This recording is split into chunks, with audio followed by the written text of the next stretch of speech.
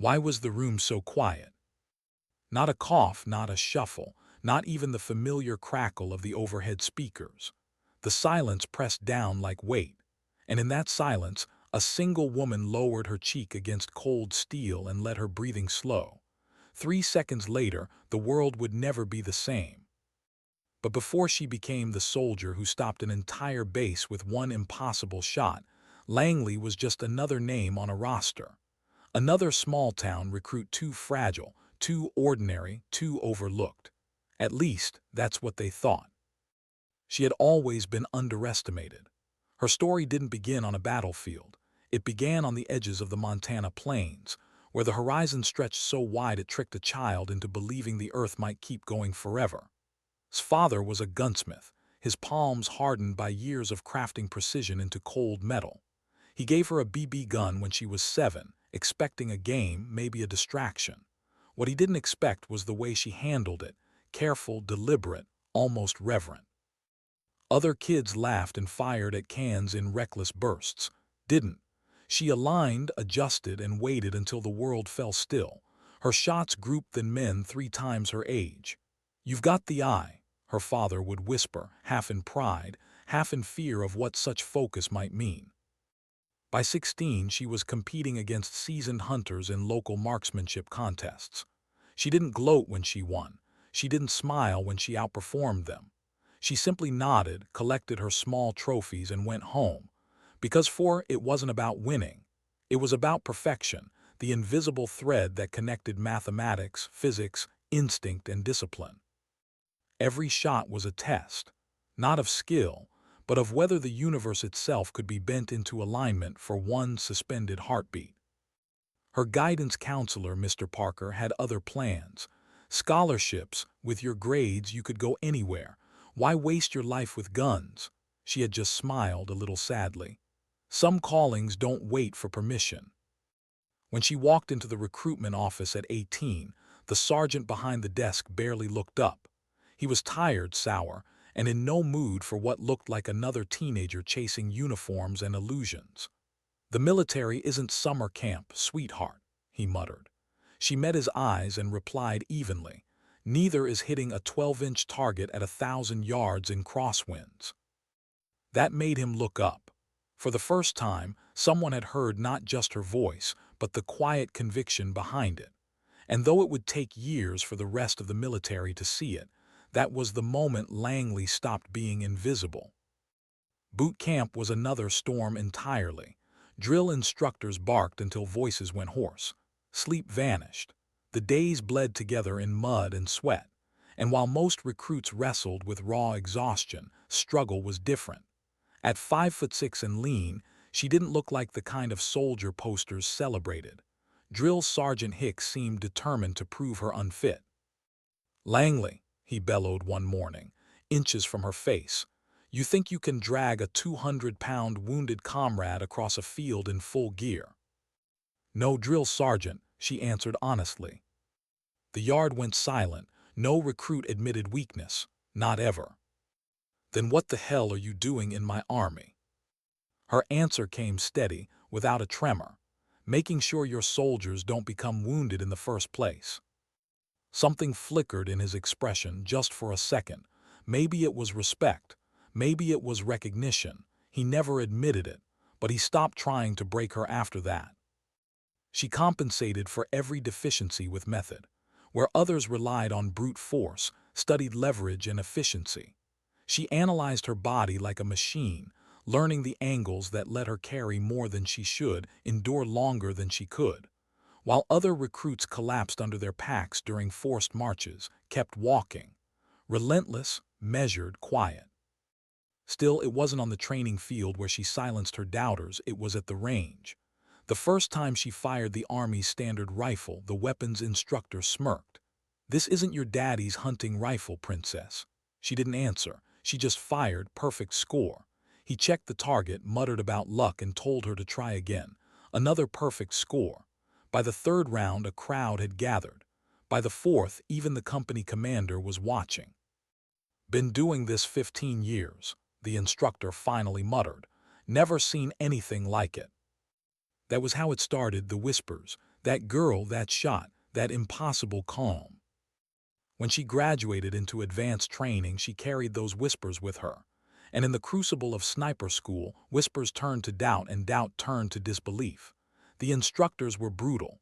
They starved the candidates of sleep, forced them to stay motionless for days, left them shivering in swamps with insects crawling across their skin. 90% of you will fail, the chief instructor barked.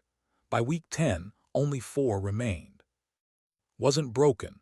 If anything, each hardship sharpened her resolve.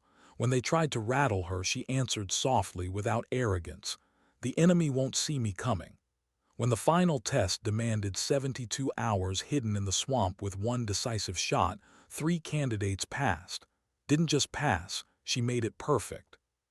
Perfection, that word again, her silent obsession. 6 months later, standing on a long-range facility at Fort Chandler, she faced the impossible. The alligator, an anti-material rifle heavy enough to dislocate a shoulder. "Not a woman's weapon," muttered one officer. She ignored him. The challenge: hit a target nearly 3,700 meters away, a distance no one believed possible. Her calculations were quiet, methodical. Wind, pressure, humidity, temperature, rotation of the earth itself. And then she squeezed. The world roared. Seconds stretched into eternity. And then, impossibly, the spotter whispered, "Impact confirmed, dead center." Gasps, disbelief, demands to check again. So she did, a second shot, perfect again. In that moment, Langley shattered not just a record, but the silence that had followed her all her life. Yet if you asked her what it meant, she wouldn't speak of fame or victory. She would only whisper, almost to herself, "It means no distance is safe anymore." And somewhere, watching from the shadows of command, generals began to understand that this young woman, small, quiet, overlooked, might just change everything they thought they knew about war. But what hadn't told them, not yet, was that her greatest challenge wasn't behind her. It wasn't the bullet, that physics. It was the storm that was coming next. Why did some people need her to fail? That question haunted her more than the bitter winds at Raven Ridge, more than the weight of the rifle that now seemed to carry the entire future of military doctrine on its steel frame. She had made the impossible shot with the alligator, shattered the world record twice. It should have been enough. But for some, proof wasn't proof. For others, it was threat. If civilities became the new standard, entire careers, doctrines, and reputations would crumble. And in the world she had entered, the hidden halls of Pentagon authority, threats like that weren't tolerated. The orders came quietly. Operation Black Talon. A test not just of her skill, but of whether impossibility itself could be rewritten with a lighter rifle, under harsher conditions, with every variable stacked against her. At 3,950 meters, even mathematics called it fantasy. But that was the assignment. She was to make fantasy real or collapse trying. Sergeant Major Walker, the legend who had trained her, made it plain from the beginning. "They're not all rooting for you," he said. "Some of them want to watch you miss. Not because of the bullet, but because of what it means if you don't." Didn't answer right away. She sat in the cold library at Raven Ridge, fingers tracing weather charts, eyes scanning atmospheric patterns. Finally, she looked up. The bullet doesn't care about politics. It only cares about physics. Walker smiled faintly. "That's why I believe you'll do it." Still, the week leading to the shot pressed on her like no training ever had. The cold was merciless. Temperatures dropped to -30. Winds clawed at her face until her skin burned raw. Her fingers went numb, even inside insulated gloves, as she cycled round after round through the M2010. Each shot wasn't just training, it was rehearsal for a miracle. Walker altered everything. Ammunition temperatures, barometric conditions, humidity, nothing remained stable. "Feel the difference," he'd say. "Don't calculate it, live it." He knew the truth. At 4,000 meters, even equations bend under the weight of chaos. Only instinct fused with science could hold the line. At night, when the facility fell silent, lay awake. Not from fear, but from a question she couldn't silence. What if he was right? What if some people wanted her to miss? And what if those people had the power to bury her, no matter how perfect her shot? The morning before the test, Walker found her outside beneath the blazing North Dakota stars. The air froze in her lungs, each breath crystallizing before it vanished. He studied her for a long moment before speaking. "You know, when I was in Vietnam, they called 1,200 meters impossible. I made the shot and they said it was luck, so I did it again. And still, some didn't believe until I taught others." Turned her face to the sky. The stars were so sharp they seemed to cut into the dark. "Maybe that's the lesson," she said softly. "Do it once and they'll call it luck. Do it twice and they'll call it chance. But teach it and they'll have no choice but to accept it." Walker's weathered hand rested briefly on her shoulder. "Exactly." The next day came brutal and bright. Temperatures at -27, winds oscillating unpredictably, clouds shifting to promise snow. The observation team gathered like judges before an execution. Officers, technicians, specialists, and among them faces recognized, not allies but skeptics who had built their authority on the old rules. One man stood taller than the rest, General Hammond. White hair, rows of ribbons, a presence that seemed carved from decades of doctrine. His expression was carved too, stone-faced, skeptical, unimpressed. "Let's get this circus over with," he muttered. Didn't flinch. She took her position behind the M2010. She could barely see the target through her scope, a steel plate smaller than a man's chest, nearly 4 kilometers away, invisible to the naked eye. The margin of error was merciless. A fraction of a breath, a whisper of wind, and the bullet would drift meters off course. "Control, this is Precision Actual," she whispered into her mic. "Request final conditions update. Wind variable 14.6 knots, barometric pressure steady at 30.08, temperature gradient -3 at target compared to firing position. Copy." "Copy," she breathed. Behind her, Hammond spoke louder than necessary, his voice designed to pierce her concentration. "Even the best shooters in history call this fantasy. Average chance of success, 0. Let his words drift away. She slowed her breathing. She listened to her heart until it slowed too, the rhythm dropping into that sniper's stillness where the world narrowed to the crosshairs. Her finger found the trigger, pressure steady. The rifle cracked, roaring against the cold silence. The recoil slammed into her shoulder, controlled but heavy. And then time fractured. 1 second, 2, 3. The bullet tore across the frozen miles, unseen, a fragment of physics and faith. 4, 5, 6. The radio crackled. Impact confirmed, center mass, first round, direct hit. For a moment no one moved. Then whispers rippled through the observation line. "Impossible, check again. A mistake, it had to be." Didn't celebrate, she didn't even look up. She stayed with the rifle. Calm, unshaken. "Request permission for confirmation shot." General Hammond stepped forward, bristling. "That won't be necessary, specialist." But she didn't back down. "1 statistical anomaly is interesting, sir. 2 would be proof." The silence that followed was dangerous. Few specialists challenged generals, but wasn't reckless, she was precise. She knew what she needed to silence doubt. Hammond's face darkened. For a heartbeat it seemed he would deny her. Then slowly he nodded. "Proceed." Reset adjusted for the shifting winds. Another breath, another silence, another crack that split the air. 1 second, 2, 3. 6, 7. Impact confirmed. 1 inch from first impact. Repeat. Second shot grouped within 1 inch at nearly 4,000 meters. This time even General Hammond stepped forward to see through the spotting scope himself. For a long moment he said nothing. Then, "Good God." When he turned back to her, something had changed in his eyes. Doubt hadn't vanished, but awe had entered the room. "Specialist Langley," he said slowly, "it seems we've been operating under outdated limitations." Walker's words returned to her like an echo. "Do it once and they'll call it luck. Do it twice and they'll have no choice. But as packed her rifle, she knew this wasn't the end of doubt. It was only the beginning. Some would adapt, embrace the new reality.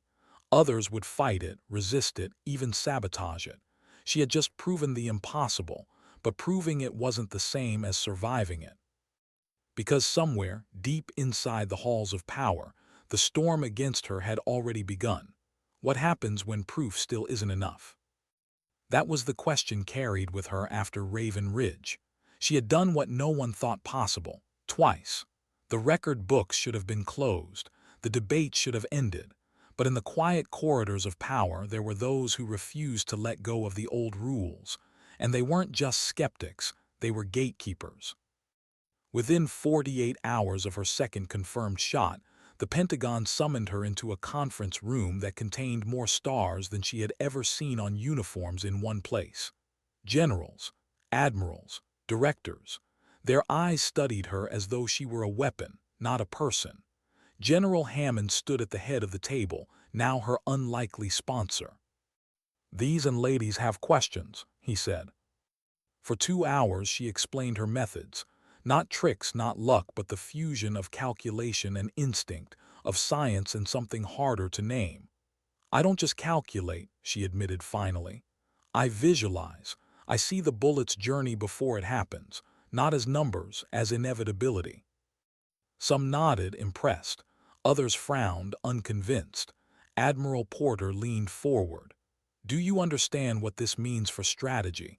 If repeatable, this extends our operational reach beyond doctrine." "Yes, sir," replied. "But if we can do it, eventually adversaries can too. We have to prepare for that reality." It was the answer of a soldier, not a dreamer, and it was exactly why Hammond pulled her aside afterward. "The Joint Chiefs want a program. You'll train others. You'll be promoted immediately.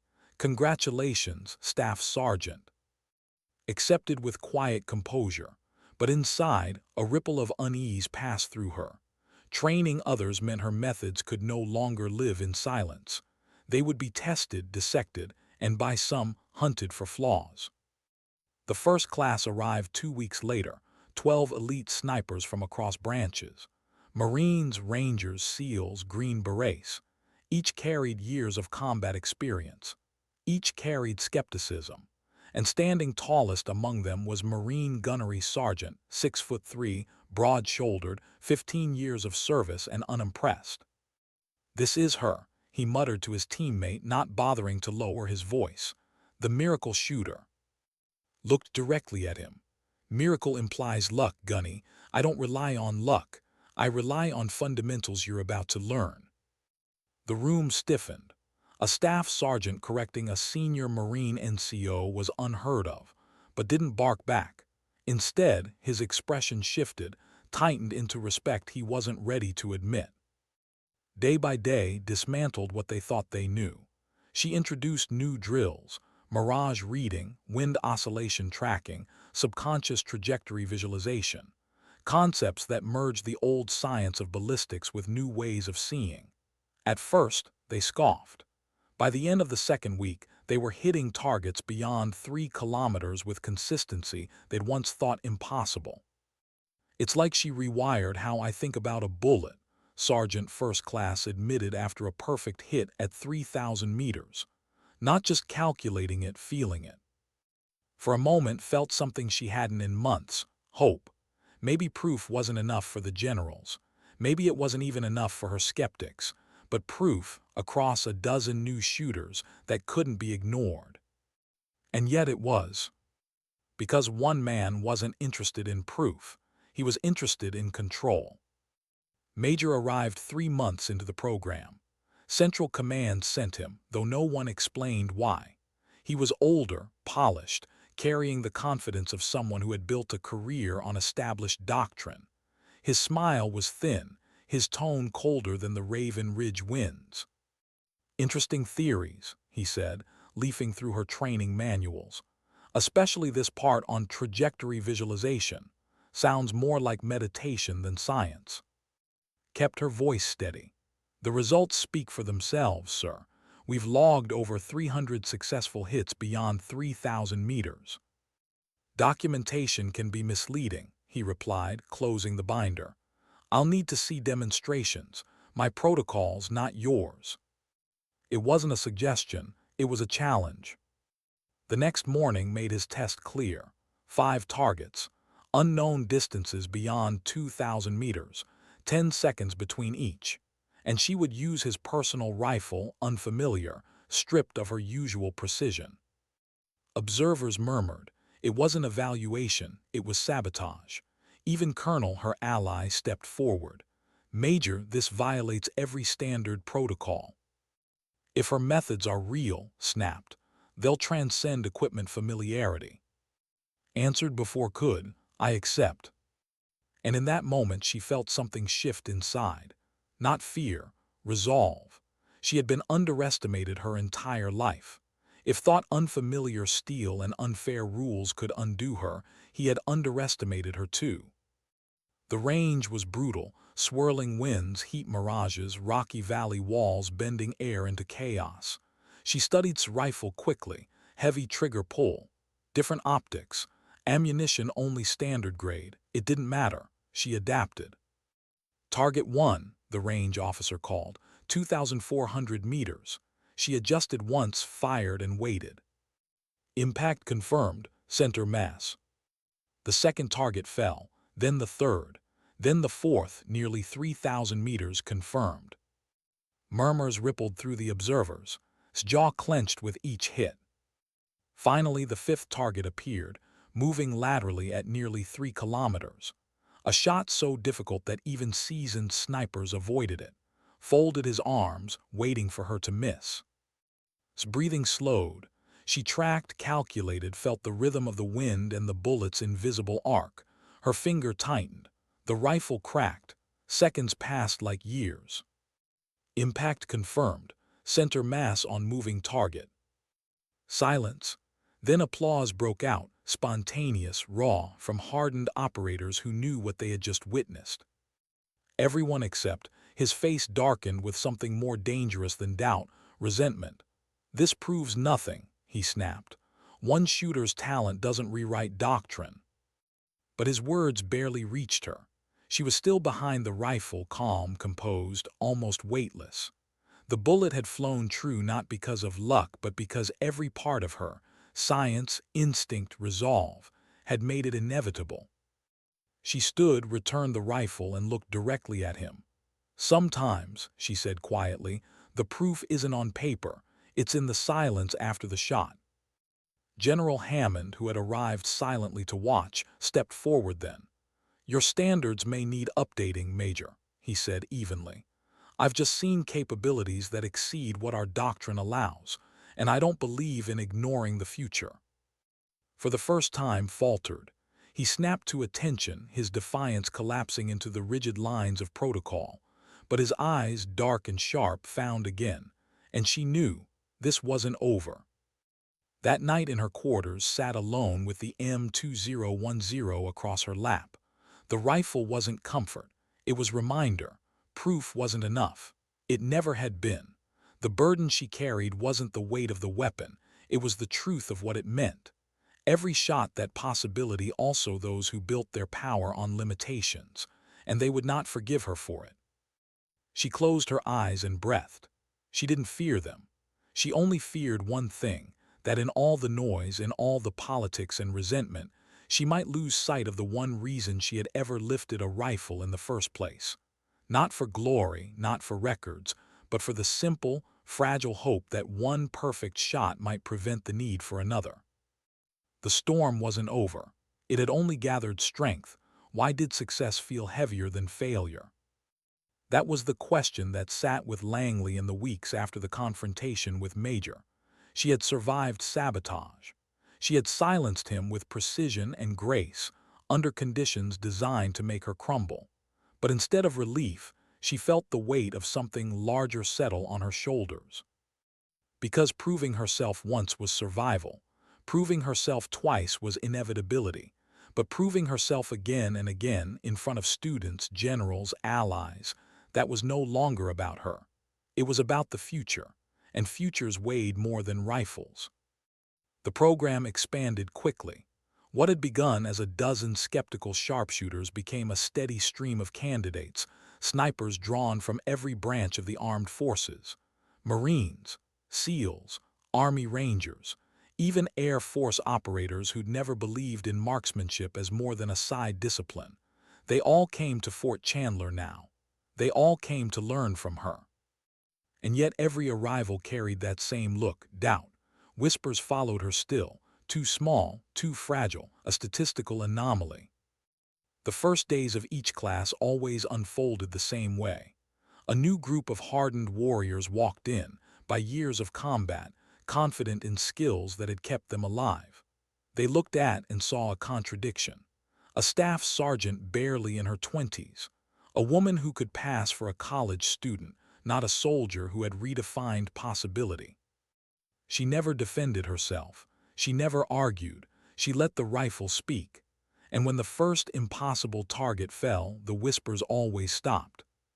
But even as the students transformed, shifting from skeptics to believers, found herself facing a different kind of test.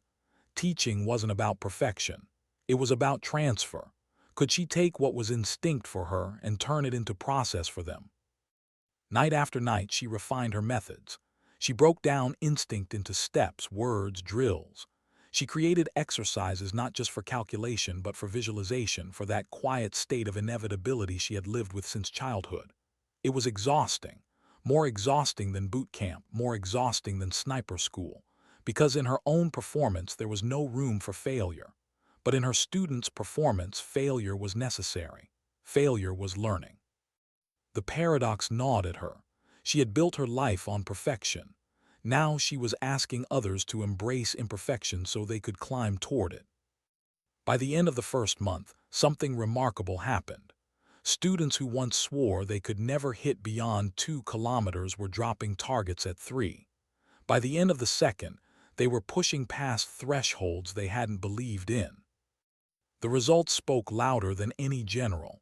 Hit probability at extreme distances doubled. Effective ranges extended by 30%. Students began to whisper her name with something different now, not doubt, not suspicion, but respect. And yet respect came with new dangers. The more successful her program became, the more attention it drew. Generals arrived unannounced to watch training. Allied officers began asking questions, and in quiet offices at the Pentagon, whispers grew louder. If America had this capability, how long until adversaries tried to match it? 6 months after Raven Ridge found herself standing before a graduating class of 30 marksmen, the 4th group to complete her program. The auditorium buzzed with pride. Families, officers, commanders. General Hammond himself stood in the front row, arms crossed, expression unreadable. Looked at her students, men and women from across branches, each carrying the scars of battle, each now carrying something else. The knowledge of impossibility made possible. Your achievements here are not mine, she told them. They're yours. You've learned that distance is not the enemy. Conditions are not the enemy. Doubt is the enemy. And every time you silence doubt with a perfect shot, you prove that what seems impossible today may be routine tomorrow. Applause followed. She stood still, her chest tight, not with pride but with something quieter. A question: had she just given away what once made her unique? After the ceremony, Gunnery Sergeant, once her loudest critic, now her highest-scoring graduate, found her. "I owe you an apology," he said, extending his hand. "I came in thinking this was a fluke. I leave knowing it's a discipline. You've changed how I see everything." She shook his hand, steady, and answered, "It's not about changing physics, Gunny. It's about changing what humans can do within it." But when she returned to her quarters that night, the applause still echoing faintly in her ears, she sat on her bunk staring at the M2010 across the room. For the first time in her career, she felt something strange. Distance. Not from the rifle, but from herself. Because once perfection was hers alone. Now it belonged to many, and while that meant legacy, it also meant loss. She was no longer just the shooter. She was the architect of something larger, a doctrine, a movement. and that truth carried a loneliness she hadn't expected. The loneliness only grew when Colonel delivered new orders. The program was no longer national. It was going international. Allied nations, Britain, Australia, Israel, had requested her expertise. She was to deploy for at least 18 months. She nodded, professional as always. But later, alone, the hesitation came. What would happen to her program at Fort Chandler while she was gone? Would her students carry the torch faithfully, or would politics smother it in her absence? Seemed to sense her doubt. The best validation of your methods is that you can teach them. It's that others can teach them after you. If your work depends on you alone, it isn't doctrine, it's myth. But if your work continues without you, then you've changed the world. The word struck deeper than she let him see. Changed the world. That had never been her goal. Her goal had been simple. One perfect shot. Again and again. And yet somehow she had been carried into something she couldn't control. The night before deployment, she walked to the empty range. The moon cast silver across the steel plates, the very same that had once confirmed her record.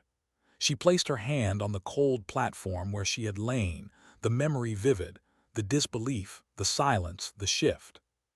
"You know what they're calling you now." Sergeant Major Walker's voice broke the stillness. He had appeared quietly, as he often did.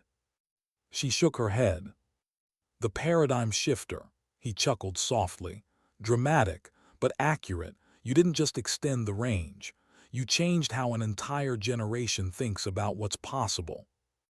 Looked at the targets, faint ghosts under the moonlight. "I didn't want to change the world," she whispered. Walker stepped closer. "Nobody ever does. But sometimes the world changes because of you, and the only choice left is whether you carry that weight or let it crush you." They stood in silence for a long time, the night air sharp around them. Finally she breathed, "There will always be doubters." "Yes," Walker said, "and that's good. Skepticism keeps us honest, makes us prove capability, not just claim it. The real legacy isn't in what you did. It's in every student who repeats it. That's the ripple effect. That's what will outlive you." As dawn approached, turned back toward the facility, her deployment orders waited. Her rifle waited. The world, it seemed, was waiting too. And yet, as the first light touched the range, she felt a quiet truth settle inside her. She wasn't chasing perfection anymore. She was chasing something harder: continuity. Because perfection could silence a room, but continuity could change history. Why did foreign soil feel heavier than home? That was the question asked herself as the transport plane descended into England, the gray skis over Hereford pressing low against the windows. She had trained with Americans, stood before generals, silenced doubters in her own country. But this was different. She wasn't just proving herself now, she was representing an idea, and ideas had no borders. Her first stop was the Special Air Service, Britain's most storied unit, carved from decades of shadow missions. The SAS lived by a motto that echoed like iron: "Who dares wins." They were elite, proud, and suspicious of anything that smelled like American overreach. The reception was professional but cold. A colonel with a clipped accent shook her hand, eyes narrowing as if weighing the contradiction before him. A young American woman, barely 5.5 feet tall, sent to teach his hardened operators how to do the impossible. "Staff Sergeant Langley," he said, voice dry as dust. "You'll forgive our skepticism, we've heard stories before." Met his gaze steady. "Skepticism is good, sir, it keeps us honest." He raised an eyebrow, perhaps surprised, perhaps intrigued, but the doubt remained. The first week was brutal, not because of the drills, they were routine now, but because of the eyes. Everywhere she turned, SAS operators watched her with folded arms and quiet smirks. They followed orders, but their silence carried more than discipline. It carried judgment. The breakthrough came on the 8th day. A cold, wet morning, wind slicing across the moors. The instructors had set a target at nearly 3,200 meters, hidden behind brush and shadow. One of the SAS snipers, A man named Harding, tall, broad by years in Afghanistan, took his shot. He missed by meters. "Impossible in this wind," he muttered, shaking his head.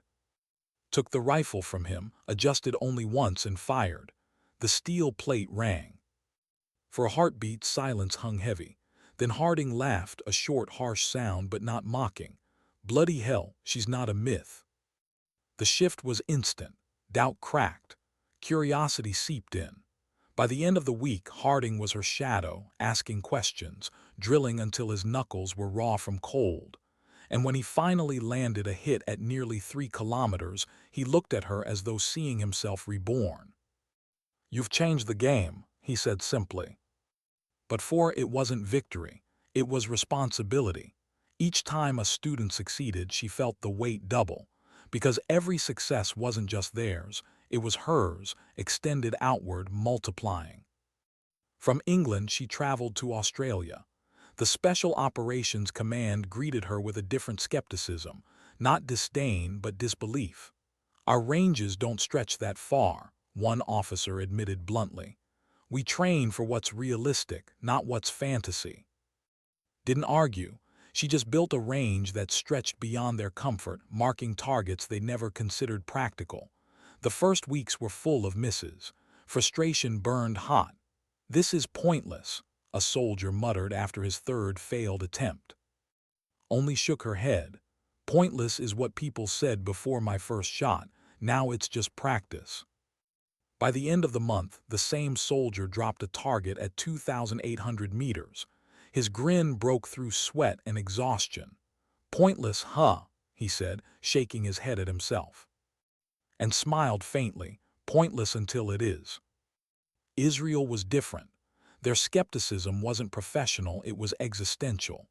The operators she trained there lived in a country where every kilometer mattered, where threats were constant, close, and unforgiving. They didn't doubt her skill. They doubted the relevance. "Why train for 4,000 meters when the fight happens across a city street?" one commander demanded. Didn't answer immediately. She stood with him at the range, looking out across the Negev desert. Finally, she said, "Because someday you'll face someone who believes distance keeps them safe. And that day, this skill will save lives. Maybe yours, maybe your soldiers, maybe civilians you'll never meet." The commander said nothing. But the next morning, his entire unit was on the range before dawn, waiting for her. Every country brought a new kind of resistance. And every country ended the same way, with disbelief turning to respect, respect turning to hunger, hunger turning to mastery. But for each victory left her emptier. Nights in foreign barracks blurred together. She drifted to sleep alone, the hum of distant generators her only lullaby. Letters from home arrived sporadically, reminders of a world that felt increasingly distant. She had never craved recognition, but now recognition followed her everywhere, and with it isolation. To the soldiers she trained, she was instructor, legend, paradigm shifter.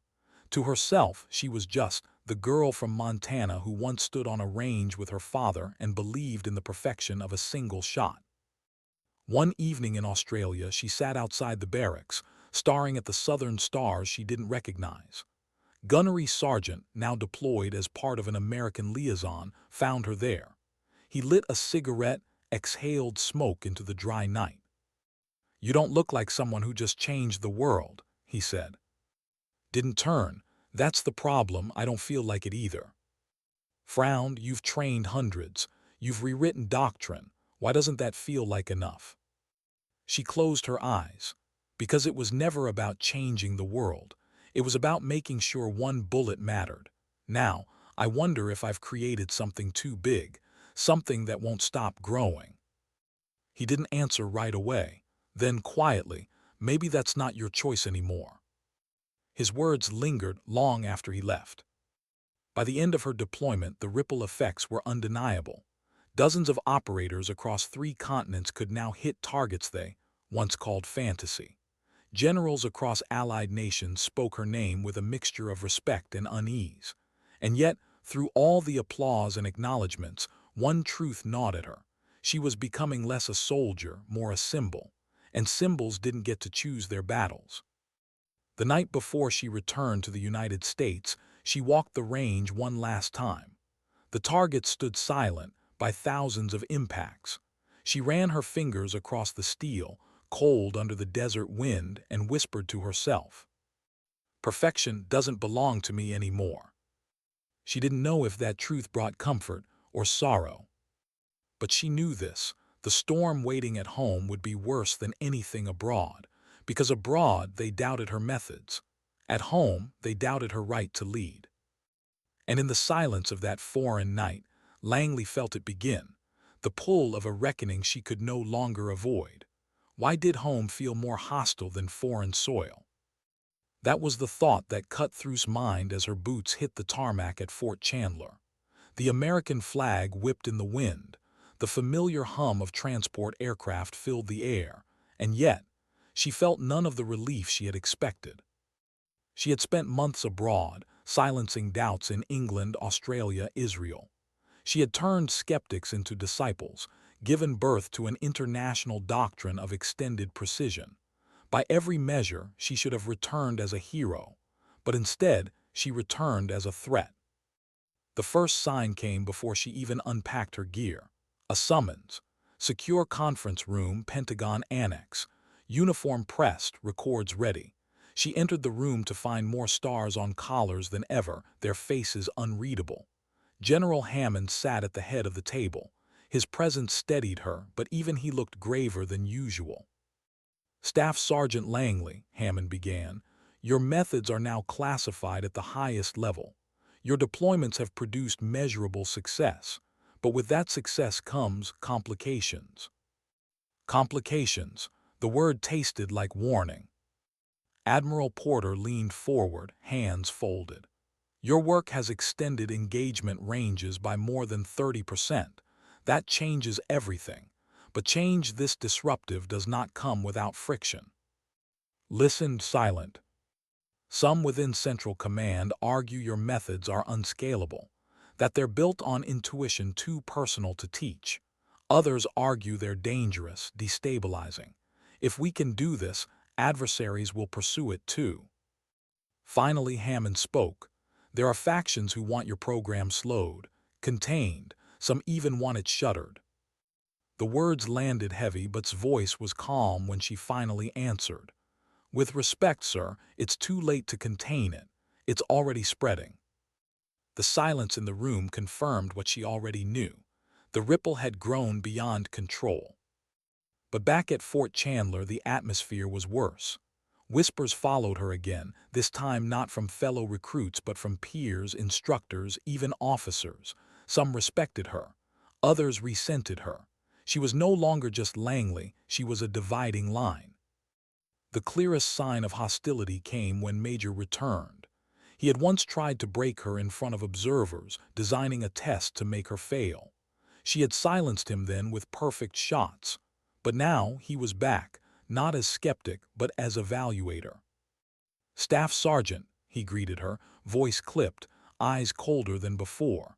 "I've been assigned to review your program's sustainability." Met his gaze, unblinking. "You've seen the results, sir." "Yes, and results can be manipulated. Replication is the only truth." She knew what he meant. Another trial, another chance to corner her. Only this time it wouldn't just be about her. It would be about her students. Over the following weeks, imposed new protocols. He shifted targets without warning. He forced students to shoot with substandard rifles. He altered wind machines on the ranges to create chaos. His goal wasn't evaluation, it was sabotage. Students grew frustrated. Misses mounted. Doubt spread like infection.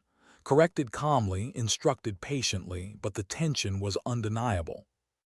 One night found her still on the range long after sunset, the moon casting faint light across steel plates. She sat with her rifle, silent, shoulders tense. "You don't have to fight every battle," said softly. Shook her head. "If I don't, who will? They don't want my students to fail. They want me to fail, and if I fail, the program dies." Studied her for a long moment. You're carrying too much weight alone."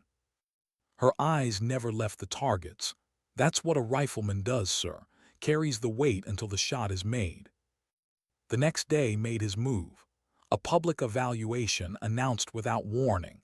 Dozens of observers, officers, instructors visiting dignitaries, and at the center, students. The test, simultaneous targets at unknown distances, shifting conditions, 10 seconds per engagement. It was chaos by design. The students faltered, misses piled up, smirk widened. "As I suspected," he announced loudly, "this so-called doctrine collapses outside controlled environments." Stepped forward, "Permission to demonstrate, sir." Smirk tightened, "By all means, but my parameters stand." She accepted without hesitation. The unfamiliar rifles, the erratic winds, the punishing time limits. One by one the targets fell, steel ringing against silence.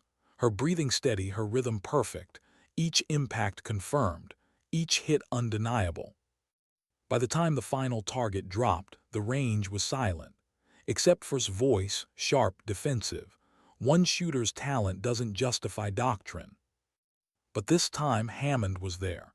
He stepped forward, his voice carrying the weight of finality. "It just did, Major, and you'd be wise to start learning instead of obstructing." For the first time's mask cracked. He snapped to attention, jaw tight, eyes burning with unspoken resentment. That night, alone again in her quarters, sat with the challenge coin Hammond had given her, 4,000 meters, the new standard. She turned it in her hand, the weight small but symbolic. She thought about Montana, about her father's voice, "You've got the eye," about the quiet ranges where she had once believed perfection was hers alone. Now perfection belonged to many. It belonged to students who would never know her father, who would never see Montana skis, but who would carry her doctrine into battlefields she'd never walk. And still she wondered, was she building a future or unleashing something she couldn't control? The applause from earlier that day echoed faintly in her ears, but beneath it she heard something else, a question that refused to leave her. What happens when even perfection isn't enough to protect you from the people who fear it? How far could one idea travel before it no longer belonged to its creator? That was the question carried as she stood before a new graduating class at Fort Chandler. 30 soldiers, each now capable of shots that military science had once dismissed as impossible. Their faces were a mixture of pride and disbelief. For them, this wasn't myth anymore. It was muscle memory. But as looked into their eyes, she didn't feel pride. She felt distance. Each new graduate extended her reach further into the world, and yet each one also carried her further away from the simplicity of the one thing she had once loved, the quiet pursuit of a single perfect shot. The ripple was spreading too fast to contain. Within months, allied nations sent delegations, observers from NATO, whispered requests from Israel, Australia, even countries in Eastern Europe that had only recently begun rebuilding trust with the United States. Everyone wanted access to what had unlocked. The Pentagon responded by turning her program into a global initiative. Not optional, not advisory, mandatory. Langley, once dismissed as too small and too fragile, was now the face of a capability reshaping how entire militaries thought about distance, safety, and survival. The first sign of unease came from within her own students. During a training session, one of them, Sergeant First Class, asked the question out loud that others had been whispering. "Staff Sergeant," he said, lowering his rifle after another perfect hit, "what happens when we succeed? What happens when everyone can do this?" Paused. She looked at him, saw the sincerity in his face, and for the first time in training she didn't have an answer ready. She turned her gaze to the horizon. "Then the world changes," she said finally, "and we'll have to live with what that means." That night the question gnawed at her. She sat alone in her quarters, staring at the M2010 across the room. She remembered her father's words, her own obsession with perfection, The way each shot had once felt like harmony between human and physics. But now it felt like something else. A weaponized doctrine spreading beyond her control. The weight grew heavier when news arrived from overseas. One of her Israeli students had made a 3,200-meter kill shot during an operation on the border. The mission succeeded. Lives were saved. But the details hit harder than the statistics. The bullet had traveled across a village, the sound of impact echoing into streets where children played. She couldn't stop imagining it, how perfection, once a quiet pursuit, had now become an echo of fear in someone else's life. When she voiced her unease to Colonel, he studied her carefully. This is the paradox of progress. Every capability carries a shadow. The same steel that builds bridges builds weapons. The same bullet that saves soldiers can change the lives of innocents forever. That's not your burden to carry alone. But she shook her head. It's mine because it started with me. Her deployment orders came soon after. A global tour, NATO headquarters in Brussels, demonstrations for Allied commanders in Poland, training in the deserts of Jordan. Everywhere she went, the pattern repeated: skepticism, proof, hunger, mastery. And everywhere she went, the burden grew. She became more symbol than soldier. Commanders requested her presence at briefings not to learn, but to be seen beside her. Newspapers leaked whispers of a female sniper who physics. Allies began asking if she could train their operators directly. Even adversary intelligence agencies began circling, trying to learn her methods. And through it all, she felt the distance widening, not just between her and her students, but between her and herself. One evening in Poland, after a long day of demonstrations, she stood alone at the edge of the range. The air was bitter, snow falling in quiet flakes. Gunnery Sergeant joined her, his breath visible in the cold. "You look like you've been carrying the whole world on your back," he said. Didn't turn, maybe I have. Lit a cigarette, exhaled smoke into the dark. I've seen this before. Soldiers who get turned into symbols. The army stops seeing you as human, starts seeing you as a tool, and tools don't get to rest. Her voice was barely a whisper. I didn't want to be a tool. Nodded. Then don't forget who you are. Remember Montana. Remember why you picked up a rifle in the first place. It wasn't to change the world. It was to find perfection. His words struck deep, because she had forgotten. Somewhere between the impossible shot and the international deployments, she had lost the silence that once steadied her. That night she closed her eyes and remembered the plains of home, the small range behind her father's workshop, the way the air smelled after rain. And for the first time in months, she felt a flicker of peace. But peace never lasted long. Weeks later, a classified report crossed her desk. Intelligence analysts had intercepted chatter suggesting adversary forces were now attempting to replicate her methods. Some had already begun hitting beyond 3 kilometers. Not consistently, not cleanly, but enough to matter. The ripple had crossed the ocean. When she presented the report to Hammond, his expression darkened. We always knew this day would come. Capabilities spread, but we still have the edge because we have you. Looked at him, her voice quiet but steady. Sir, what happens when they have someone like me? For the first time, Hammond didn't have an answer.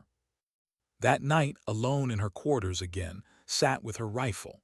She whispered words she had never spoken aloud before. Maybe perfection doesn't belong in war. The thought scared her, not because it was wrong, but because it might be true. And yet when dawn came, she rose, put on her uniform and walked back to the range. Because no matter how heavy the burden grew, she knew one truth: her students needed her.